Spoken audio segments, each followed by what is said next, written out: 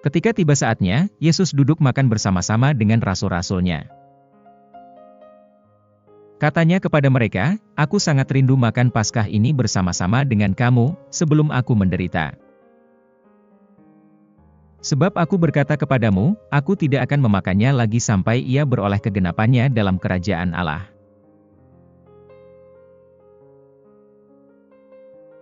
Kemudian ia mengambil sebuah cawan, mengucap syukur, lalu berkata, "Ambillah ini dan bagikanlah di antara kamu. Sebab aku berkata kepada kamu, mulai dari sekarang ini aku tidak akan minum lagi hasil pokok anggur sampai kerajaan Allah telah datang." Lalu ia mengambil roti, mengucap syukur, memecah-mecahkannya dan memberikannya kepada mereka, katanya, "Inilah tubuhku yang diserahkan bagi kamu, perbuatlah ini menjadi peringatan akan aku."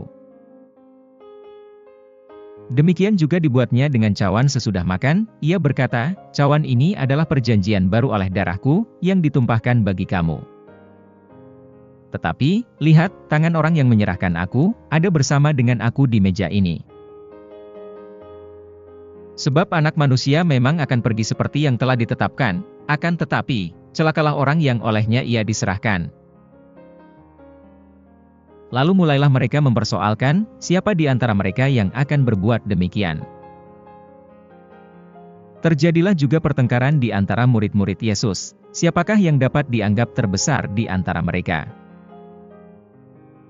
Yesus berkata kepada mereka, raja-raja bangsa-bangsa memerintah rakyat mereka dan orang-orang yang menjalankan kuasa atas mereka disebut pelindung-pelindung. Tetapi kamu tidaklah demikian, melainkan yang terbesar di antara kamu hendaklah menjadi sebagai yang paling muda dan pemimpin sebagai pelayan. Sebab siapakah yang lebih besar, yang duduk makan, atau yang melayani? Bukankah dia yang duduk makan? Tetapi aku ada di tengah-tengah kamu sebagai pelayan. Kamulah yang tetap tinggal bersama-sama dengan aku dalam segala pencobaan yang aku alami. Dan aku menentukan hak-hak kerajaan bagi kamu, sama seperti Bapakku menentukannya bagiku. Bahwa kamu akan makan dan minum semeja dengan aku di dalam kerajaanku dan kamu akan duduk di atas tahta untuk menghakimi kedua belas suku Israel.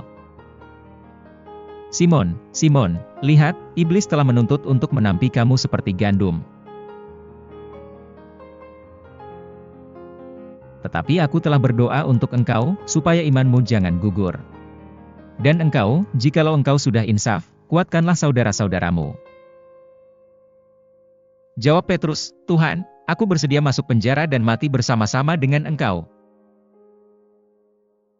Tetapi Yesus berkata, "Aku berkata kepadamu, Petrus, hari ini ayam tidak akan berkokok, sebelum engkau 3 kali menyangkal, bahwa engkau mengenal aku." Lalu ia berkata kepada mereka, "Ketika aku mengutus kamu dengan tiada membawa pundi-pundi, bekal dan kasut, adakah kamu kekurangan apa-apa?" Jawab mereka, "Suatu pun tidak." Katanya kepada mereka, "Tetapi sekarang ini, siapa yang mempunyai pundi-pundi, hendaklah ia membawanya, demikian juga yang mempunyai bekal, dan siapa yang tidak mempunyainya hendaklah ia menjual jubahnya dan membeli pedang. Sebab aku berkata kepada kamu, bahwa nas kitab suci ini harus digenapi padaku, ia akan terhitung di antara pemberontak-pemberontak. Sebab apa yang tertulis tentang aku sedang digenapi." Kata mereka, "Tuhan, ini 2 pedang." Jawabnya, "Sudah cukup." Lalu pergilah Yesus keluar kota dan sebagaimana biasa ia menuju Bukit Zaitun. Murid-muridnya juga mengikuti dia. Setelah tiba di tempat itu ia berkata kepada mereka, "Berdoalah supaya kamu jangan jatuh ke dalam pencobaan." Kemudian ia menjauhkan diri dari mereka kira-kira sepelempar batu jaraknya, lalu ia berlutut dan berdoa, katanya, "Ya Bapakku, jikalau engkau mau, ambillah cawan ini daripadaku, tetapi bukanlah kehendakku, melainkan kehendak-Mu lah yang terjadi." Maka seorang malaikat dari langit menampakkan diri kepadanya untuk memberi kekuatan kepadanya. Ia sangat ketakutan dan makin bersungguh-sungguh berdoa. Peluhnya menjadi seperti titik-titik darah yang bertetesan ke tanah. Lalu ia bangkit dari doanya dan kembali kepada murid-muridnya, tetapi ia mendapati mereka sedang tidur karena duka cita.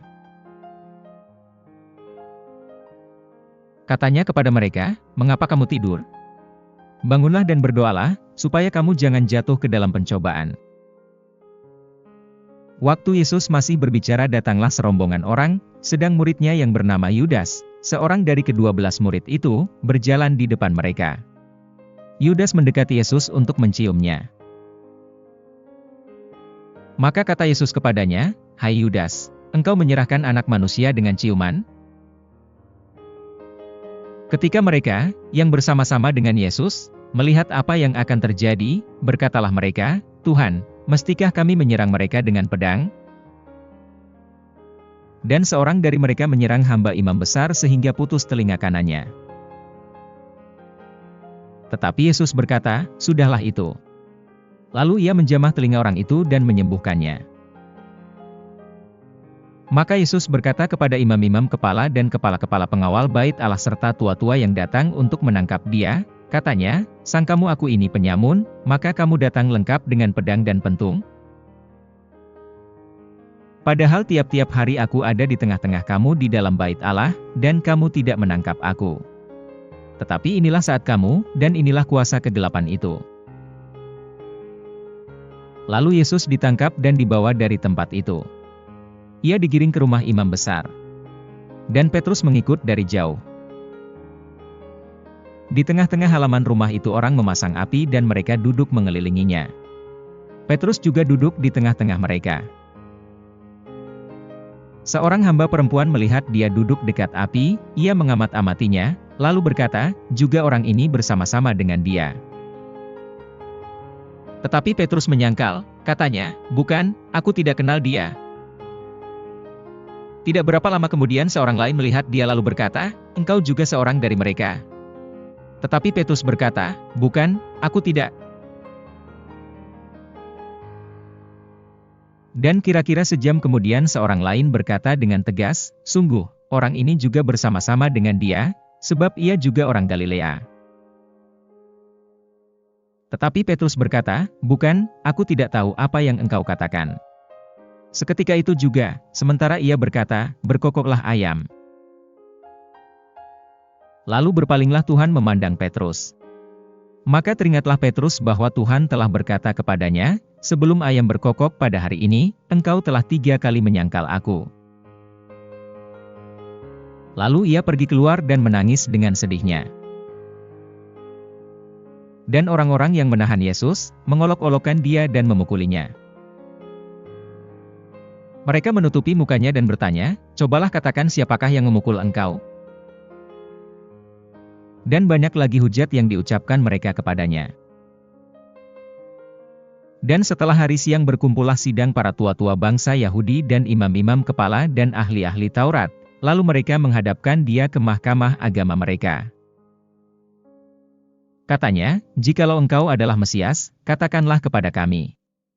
Jawab Yesus, "Sekalipun aku mengatakannya kepada kamu, namun kamu tidak akan percaya. Dan sekalipun aku bertanya sesuatu kepada kamu, namun kamu tidak akan menjawab. Mulai sekarang Anak Manusia sudah duduk di sebelah kanan Allah yang Maha Kuasa." Kata mereka semua, "Kalau begitu, engkau ini anak Allah." Jawab Yesus, "Kamu sendiri mengatakan bahwa akulah anak Allah." Lalu kata mereka, "Untuk apa kita perlu kesaksian lagi? Kita ini telah mendengarnya dari mulutnya sendiri." Lalu bangkitlah seluruh sidang itu dan Yesus dibawa menghadap Pilatus. Di situ mereka mulai menuduh dia, katanya, "Telah kedapatan oleh kami, bahwa orang ini menyesatkan bangsa kami, dan melarang membayar pajak kepada Kaisar, dan tentang dirinya ia mengatakan, bahwa ia adalah Kristus, yaitu Raja." Pilatus bertanya kepadanya, "Engkaukah raja orang Yahudi?" Jawab Yesus, "Engkau sendiri mengatakannya." Kata Pilatus kepada imam-imam kepala dan seluruh orang banyak itu, "Aku tidak mendapati kesalahan apapun pada orang ini." Tetapi mereka makin kuat mendesak, katanya, "Ia menghasut rakyat dengan ajarannya di seluruh Yudea, ia mulai di Galilea dan sudah sampai ke sini." Ketika Pilatus mendengar itu ia bertanya, apakah orang itu seorang Galilea? Dan ketika ia tahu bahwa Yesus seorang dari wilayah Herodes, ia mengirim dia menghadap Herodes, yang pada waktu itu ada juga di Yerusalem. Ketika Herodes melihat Yesus, ia sangat girang. Sebab sudah lama ia ingin melihatnya, karena ia sering mendengar tentang dia, lagi pula ia mengharapkan melihat bagaimana Yesus mengadakan suatu tanda. Ia mengajukan banyak pertanyaan kepada Yesus, tetapi Yesus tidak memberi jawaban apapun. Sementara itu imam-imam kepala dan ahli-ahli Taurat maju ke depan dan melontarkan tuduhan-tuduhan yang berat terhadap dia. Maka mulailah Herodes dan pasukannya menista dan mengolok-olokkan dia, ia mengenakan jubah kebesaran kepadanya lalu mengirim dia kembali kepada Pilatus. Dan pada hari itu juga bersahabatlah Herodes dan Pilatus, sebelum itu mereka bermusuhan. Lalu Pilatus mengumpulkan imam-imam kepala dan pemimpin-pemimpin serta rakyat. Dan berkata kepada mereka, kamu telah membawa orang ini kepadaku sebagai seorang yang menyesatkan rakyat. Kamu lihat sendiri bahwa aku telah memeriksanya, dan dari kesalahan-kesalahan yang kamu tuduhkan kepadanya tidak ada yang kudapati padanya. Dan Herodes juga tidak, sebab ia mengirimkan dia kembali kepada kami. Sesungguhnya tidak ada suatu apapun yang dilakukannya yang setimpal dengan hukuman mati. Jadi aku akan menghajar dia, lalu melepaskannya. Sebab ia wajib melepaskan seorang bagi mereka pada hari raya itu. Tetapi mereka berteriak bersama-sama, enyahkanlah dia, lepaskanlah Barabas bagi kami. Barabas ini dimasukkan ke dalam penjara berhubung dengan suatu pemberontakan yang telah terjadi di dalam kota dan karena pembunuhan. Sekali lagi Pilatus berbicara dengan suara keras kepada mereka, karena ia ingin melepaskan Yesus. Tetapi mereka berteriak membalasnya, katanya, salibkanlah dia! Salibkanlah dia! Kata Pilatus untuk ketiga kalinya kepada mereka, kejahatan apa yang sebenarnya telah dilakukan orang ini? Tidak ada suatu kesalahan pun yang kudapati padanya, yang setimpal dengan hukuman mati. Jadi aku akan menghajar dia, lalu melepaskannya. Tetapi dengan berteriak mereka mendesak dan menuntut, supaya ia disalibkan, dan akhirnya mereka menang dengan teriak mereka. Lalu Pilatus memutuskan, supaya tuntutan mereka dikabulkan. Dan ia melepaskan orang yang dimasukkan ke dalam penjara karena pemberontakan dan pembunuhan itu sesuai dengan tuntutan mereka, tetapi Yesus diserahkannya kepada mereka untuk diperlakukan semau-maunya. Ketika mereka membawa Yesus, mereka menahan seorang yang bernama Simon dari Kirene, yang baru datang dari luar kota, lalu diletakkan salib itu di atas bahunya, supaya dipikulnya sambil mengikuti Yesus. Sejumlah besar orang mengikuti dia, di antaranya banyak perempuan yang menangisi dan meratapi dia. Yesus berpaling kepada mereka dan berkata, hai putri-putri Yerusalem, janganlah kamu menangisi aku, melainkan tangisilah dirimu sendiri dan anak-anakmu. Sebab lihat, akan tiba masanya orang berkata, berbahagialah perempuan mandul dan yang rahimnya tidak pernah melahirkan, dan yang susunya tidak pernah menyusui. Maka orang akan mulai berkata kepada gunung-gunung, runtuhlah menimpa kami. Dan kepada bukit-bukit, timbunilah kami. Sebab jikalau orang berbuat demikian dengan kayu hidup, apakah yang akan terjadi dengan kayu kering? Dan ada juga digiring dua orang lain, yaitu dua penjahat untuk dihukum mati bersama-sama dengan dia.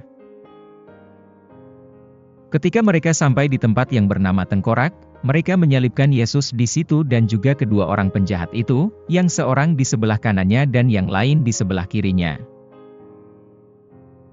Yesus berkata, ya Bapa, ampunilah mereka, sebab mereka tidak tahu apa yang mereka perbuat. Dan mereka membuang undi untuk membagi pakaiannya. Orang banyak berdiri di situ dan melihat semuanya. Pemimpin-pemimpin mengejek dia, katanya, orang lain ia selamatkan, biarlah sekarang ia menyelamatkan dirinya sendiri, jika ia adalah Mesias, orang yang dipilih Allah. Juga prajurit-prajurit mengolok-olokkan dia, mereka mengunjukkan anggur asam kepadanya. Dan berkata, "Jika engkau adalah raja orang Yahudi, selamatkanlah dirimu." Ada juga tulisan di atas kepalanya, "Inilah raja orang Yahudi." Seorang dari penjahat yang digantung itu menghujat dia, katanya, "Bukankah engkau adalah Kristus? Selamatkanlah dirimu dan kami." Tetapi yang seorang menegur dia, katanya, "Tidakkah engkau takut, juga tidak kepada Allah, sedang engkau menerima hukuman yang sama? Kita memang selayaknya dihukum, sebab kita menerima balasan yang setimpal dengan perbuatan kita, tetapi orang ini tidak berbuat sesuatu yang salah." Lalu ia berkata, "Yesus, ingatlah akan aku, apabila engkau datang sebagai raja." Kata Yesus kepadanya, "Aku berkata kepadamu, sesungguhnya hari ini juga engkau akan ada bersama-sama dengan aku di dalam Firdaus." Ketika itu hari sudah kira-kira jam 12, lalu kegelapan meliputi seluruh daerah itu sampai jam 3. Sebab matahari tidak bersinar. Dan tabir bait suci terbelah dua. Lalu Yesus berseru dengan suara nyaring, "Ya Bapa, ke dalam tanganmu kuserahkan nyawaku." Dan sesudah berkata demikian ia menyerahkan nyawanya. Ketika kepala pasukan melihat apa yang terjadi, ia memuliakan Allah, katanya, "Sungguh, orang ini adalah orang benar." Dan sesudah seluruh orang banyak, yang datang berkerumun di situ untuk tontonan itu, melihat apa yang terjadi itu, pulanglah mereka sambil memukul-mukul diri. Semua orang yang mengenal Yesus dari dekat, termasuk perempuan-perempuan yang mengikuti dia dari Galilea, berdiri jauh-jauh dan melihat semuanya itu. Adalah seorang yang bernama Yusuf. Ia anggota majelis besar, dan seorang yang baik lagi benar. Ia tidak setuju dengan putusan dan tindakan majelis itu. Ia berasal dari Arimatea, sebuah kota Yahudi dan ia menanti-nantikan kerajaan Allah. Ia pergi menghadap Pilatus dan meminta mayat Yesus. Dan sesudah ia menurunkan mayat itu, ia mengapaninya dengan kain lenan, lalu membaringkannya di dalam kubur yang digali di dalam bukit batu, di mana belum pernah dibaringkan mayat. Hari itu adalah hari persiapan dan Sabat hampir mulai. Dan perempuan-perempuan yang datang bersama-sama dengan Yesus dari Galilea, ikut serta dan mereka melihat kubur itu dan bagaimana mayatnya dibaringkan. Dan setelah pulang, mereka menyediakan rempah-rempah dan minyak mur. 23:56b, dan pada hari Sabat mereka beristirahat menurut hukum Taurat.